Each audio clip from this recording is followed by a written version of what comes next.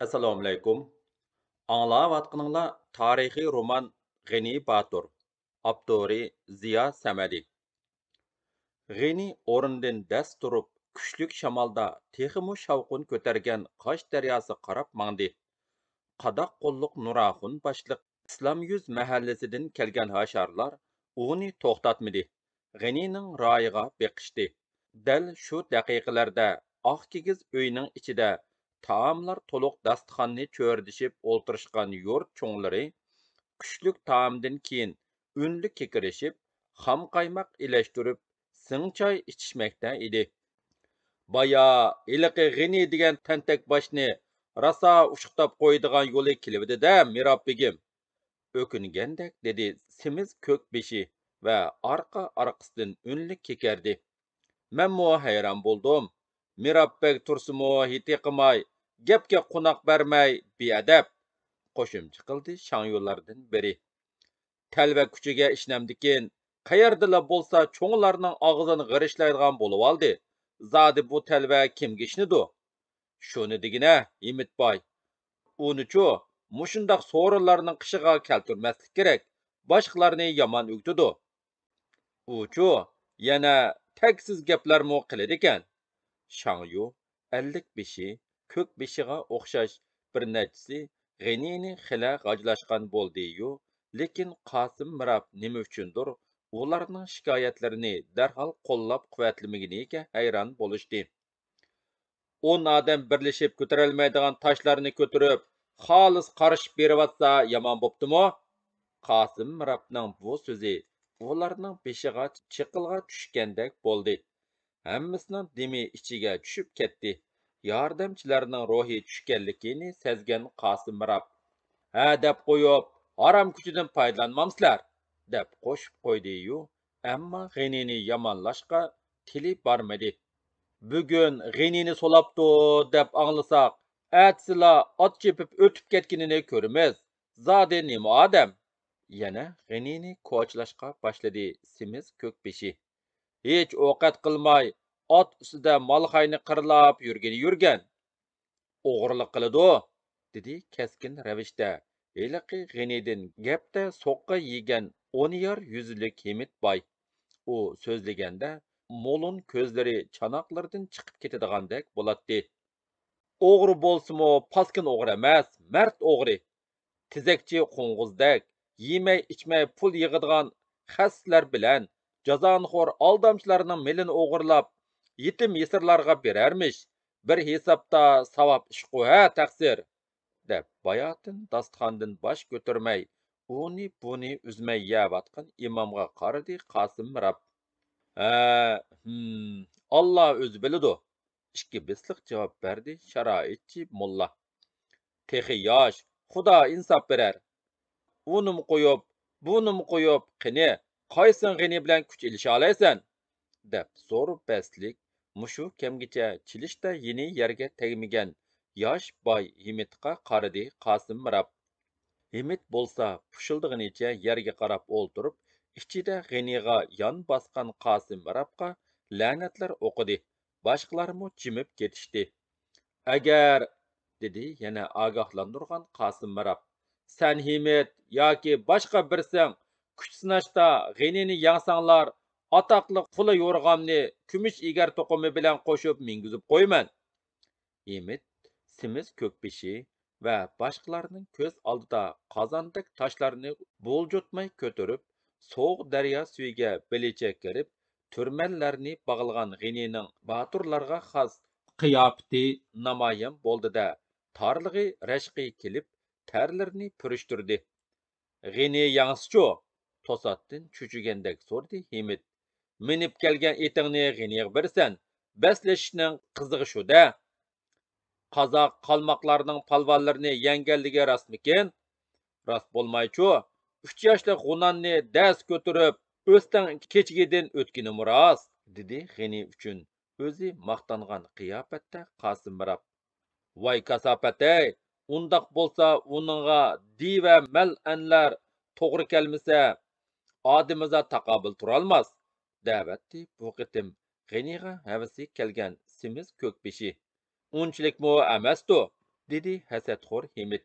İşenmesang bəsləşkin, dedi Qasım. Eytip qo'yay, keyin dadangdan tilyap yurmigin. Meni atam o'g'il deb tapqan, deb ko'ksiga urdi. Qasım Mirabning so'zi tik kelgachga Himit. Mana bu er yigitning lavzi, yaraysan Himitboy, maqtab qo'ydi Qasım Mirab. Agar jiran qashqamni ko'tirib 10 chamdam yerga aparsa, minib ketsin. Barakalloh Himitboy. Rasmimiz bo'yicha o'stan beshini yasab puturib, ondin bu o'yinni boshlaymiz-da, Mirabbigim, so'radi semiz ko'kbeshi. Yo'q, hozir shu topning o'zida. Mushu judundima? Hayron bo'lishdi o'ltirganlar. Hammani yig'imiz, Saynani keng qurimiz, Gulxon deganni yiqivetimiz. Nima shuncha aldirash, Mirabbigim? Yana churqirishdi o'ltirganlar. G'eni u erkin burkut. Bugun kechida ketib qilishimi mumkin. Bu qarang'u tun judunda naga ketalaydi. U itini 10 yer yuziga qo'yib kelibdi. Uningga otganmidi? Balkim bu vaqtchasining jiran qashqani minib, Qosh daryosini o'tib ketgandi texi, deb kuldi Qosim Mirab. Yo'q, hadda emas. Yo'lda tushib qolgan ot yo'q, deb ko'psab ketdi Himit. U rostilla Qosim Mirabning hazlisiga ishondi. Atimalim taloga qarab mingishiga. Sizning so'kal tiyang meni ko'taralaydi devidingmi? degan peti kirib keldi G'ini. O'z ko'zlariga ishonmagandek aloq-jaloq bo'lib qoldi Himit. Qolganlarmi bu nima gap deyishgandek ko'zlarini paqirtib G'iniga qarab qilishdi. Qosim Mirab bo'lsa so'zining uqtisiga kelib qolganiga maqtangandek qo'yuq qara burutini to'lg'ab miyig'ida kuldida. Sizning g'ayvatingni qilyapmiz G'ini. Kel, o'ltir, choy ich, deb o'rin ko'rsatdi. G'ayvatning chat-cho'risi qulg'umga kirdi. Ko'k beshining uni g'uljidagi buqa mazining unidimi kuchli ekanda. G'inining o'qishiga yana kulishmak bo'ldi. Terikkan ko'k beshi g'udungshib ta'turib qarab oldi. Himit bo'lsa G'inini yavatgidek gulaydi. O'ltiroy, o'ltirsanchi uka. Rahmat, Mirabbigim. Men qo'shashqin kirdim, dedi o'ra turg'inicha G'ini. Bu qandoq gap? Ketsangmi? Albatta, tong yo'rganda ketginda yoki birsi ranjitdimi? Qosim Mirabning ketkizgisi kelmadi uni. Manga kechimi kunduzmi o'xshashla. Nima shuncha aldiraysan?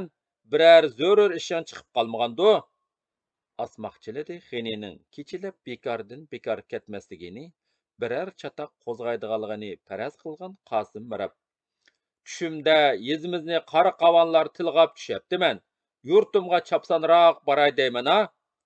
G'inining yapta gapiga tushungan Qosim Mirab uni tutib qilish mumkin emasligini tushundi va sal ta'xir qilib tur uka, deb o'rnidan qo'zg'aldi. Men bir taraf, muni o'ltirganlar bir taraf bo'lib baslashib qoldik. Tugunni sen yeysan. Men? Ha, sen. Hech narsani uqolmadim. Hozir bilsan, dedi-da yordamchilariga ma'nilik imo qilibdi. Ular ildam chiqishib ketishdi. Meni lozong amballarga tutib bermaydigansiz? Mirabqa G'ini chaqchaqqa yo'lab desimu, ko'ngli gumondan xoli emas edi. Ha, kuldi Qosim va sendek mandurman deb ko'ksiga urib yurgan yigitmi qo'rqamdikan? Kim biladi, bu kunda amaldorlarga ishnib bo'lamdi. Ular xuddi bo'riga o'xshash ejib turib poqlarni yeydi. Amaldorlarga, loyi baglarga ishonmasga haqqing bor, inimg'ini, dedi qandoqdir ichki asrorlik bilan Qosim Mirab. Bilib qo'y, vujudingga putilgan kuch g'ayratni, aql idrakni o'rnida, kerak joyda sarf qilishni o'rgan. Qosim Mirabning og'zidan bu tariqa samimiy gaplarni anglagan G'ini taajjub ichra g'uduqib qolgan edi. Bu tariqa chin asrorlikni Nusrat Xalifat, Rahimjonga o'xshash ishonchlik, ixlos qiladigan kishilardan anglasa g'ayri tabiiy tuyulmas edi. Bu Qosim Mirabda oxir u ishongan yomulg'imu, Do'tay mahkamasigamu, Xo'jamning ordusigami uddul kirib ketadigan inovatlik Mirabbay-ku. G'inini ikki qitim yağmurga solatgan bir yurtluq raqiblari Hashimboy, Ro'zi imom va G'ojak Shangyoga o'xshash zo'migarlardan Qosim Mirabning nima farqi bor? Zodi hukumatga xizmat qilgan, xalqning beshiga chiqib olgan bu lang yeydigan sülüklarga ishnishga bo'lamdi? Yo'q, yo'q, boshqasi emas. Mushu salopiti bor. Bir ko'rgandila diliga boyaqqan odam uni xitoylarga tutib berarmi? Uni mayliq so'zlar bilan aldarmi? Mening so'zimga ishonmading-g'o deyman. Qo'saq tingishab qolding-a? Ranjish qildi G'inining ichki kechirmalaridan mangpung bo'lgan Qosim. Qon jigirim bo'lganing uchun dilimga pukunimni aytdim. Ishonmasang yo'ling bo'lsin, dedi-da sirtqa qarab mandi. G'azinidagi guhar misoli qalbning eng to'rida saqlangan milliy iftixorni qo'zg'aydigan so'zlardan keyin gumon bulutlari tarqalib dili yo'rib ketgandek bo'ldi G'inining. U Qosim Mirabning kaynidan qo'g'lab degidek chiqib, ishondim. Mirabqa sizdek odamga ishonmay kimga ishonaman? Demoqchi bo'lib, og'izni ochgan peti turib qoldi. Birdamning ichidala yuzlagan hasharlarni tatliq uyqudan turg'izib, kang saynoga gulxanlarni yiqib ulgurgan Shangyu, ellik beshi, ko'k beshilar g'o'ja ko'rsin degandek Qosim Mirab turgan do'ngrak yerga yig'ilishdi. Yomg'ir to'xtabdi. Yer nam tartib tursimu, qumsuq bo'lg'achqa tiyilg'aq emas.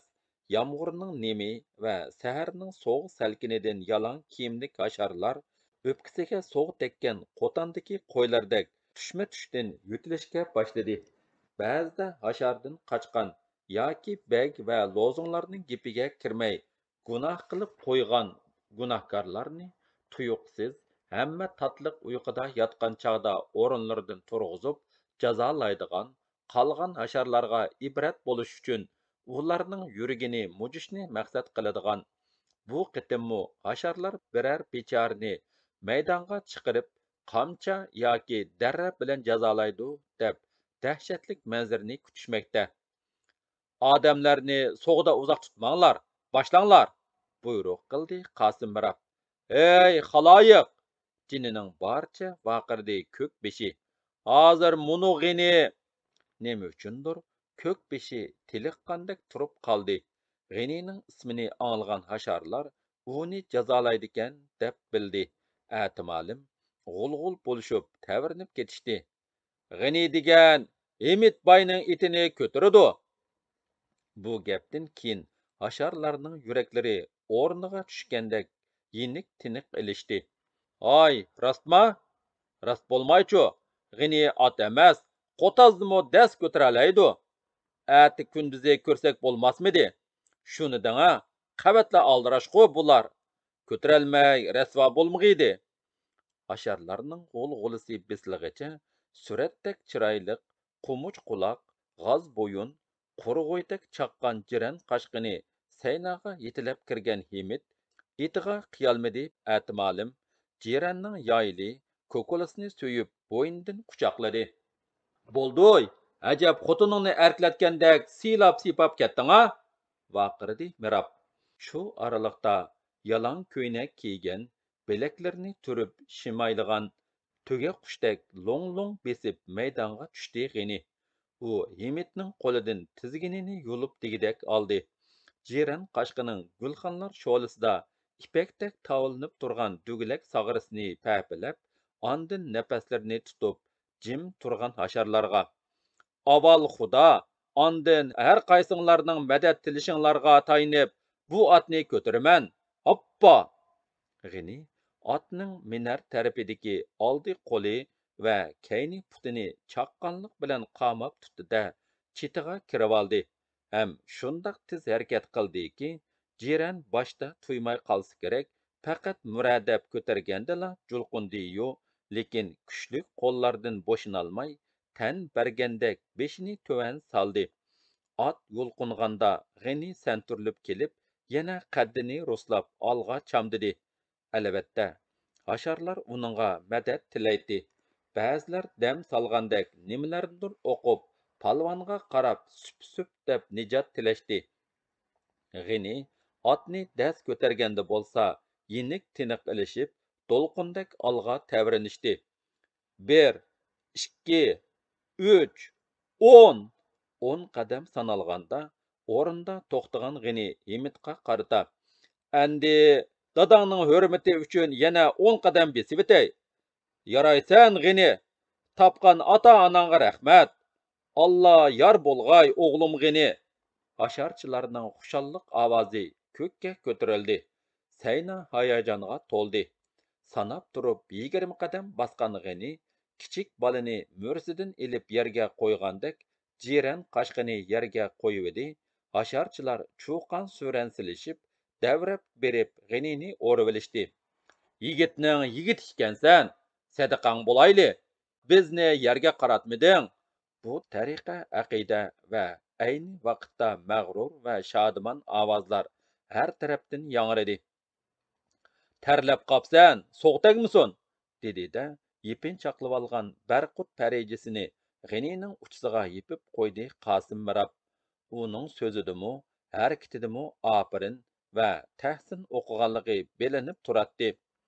To'ng'i muborak G'nijon, kegini nisib qilg'ay ilohim. Aşarçılar dehqonlarning G'niga bo'lgan ixlos hurmatini ko'ksiga sig'dirolmagan, xususan Qasim Mirabning bir lavshan o'g'riga ko'z tura qilgan aqidasiga chidolmagan Shangyu 50 beshi, ko'k beshilar ko'zim ko'rmasin deganni qilishib neri ketishdi. At amdi mening bo'ldi-g'o deyman Mirabbigim, dedi G'ni. Ha, albatta sening, sen utib olding-da. Xalq jim turolmay yana suran ko'tardi. Utqanda yana halollab utdi. Ha, qancha maqtsa arziydi. Pahpa, bu atza G'nig'la loyiqkanda. Quloqlari qo'much qalamdek, ko'zlari buloqdek, tuyoqlari kumuch yambudek. Bo'ldi, bo'ldi qilshoy. Vaqirvatdi chidolmagan Himit. Ha, o'yin deganni chidab o'ynash kerak. Chidag'onga chiqargan, qarg'ujini qo'yvatmayli. Kulka ko'tarildi. Bu kulka asharchilarga tan yangish kulkisi edi. Sidiqkam barmi meshada? So'radi G'ni kulka besilganda. Men bar balam, bayatin pesh qayrib, sening talabingni qildim. Topning ichini yerib, G'nining oldiga keldi jul-jul kiyimlik Sidiq. Ömrüngdə atның qulğini tutmapsan. Mə, munu atni qirg'iningda minib yur. Nima deding? Quloqlarga ishonmagandek tengirqab qoldi Sidiq ismlik dehqon. Tut deyman, dedi-de, jiran qashqining chulurini Sidiqqa tutqizib qo'ydi G'ni. Barakalloh, hashqalloh, mard palvon yigit. Yana cho'qan ko'tarildi. To'xta, to'xtab tur, degan peti o'ttirga tushdi. O'ngsuli qalmagan Himit. Qancha pul olsang ol, betimni qaytarib ber. Amdi at mening emas, Sidiqkamdan so'ra, dedi G'ni. Bu at tabarruk at, G'ni balam bergan at. Bu atni amdi Jangjun kelsimo meningdan tartib ololmaydi, dedi-de, mukchagan qaddini ro'sladi Sidiq va lekkida atning ustiga mindi. Yalang popuch sepib olgan putlari bilan atni devetib, "Chuh, xayr yaronlar", deb yurib ketdi. Hamma Sidiq yalang to'shga yo'l berishdi. Davomi bor.